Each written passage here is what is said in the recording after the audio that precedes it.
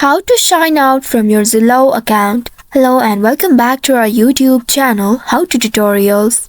In today's video, I'm going to show you how you can sign out from your Zillow account. Zillow is the American online real estate marketplace company. If you are signing into your Zillow account in any of your web browser or device, then here's how you can sign out from it. First of all, open the web browser where you are logged into your Zillow account. Here I have launched my Chrome browser. In the browser, on the search bar, type in zillow.com. Now press on enter to search for it. If you are logged into the account, you will be taken to this home page. Here at the top right, you will be able to see this icon. Simply click on it and then you will be able to see this menu.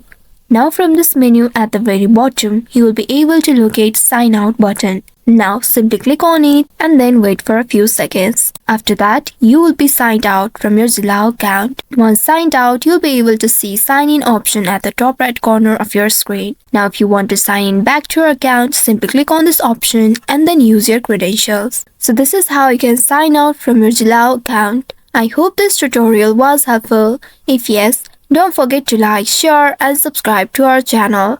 Also hit that bell icon to never miss any updates from us. Thank you for watching.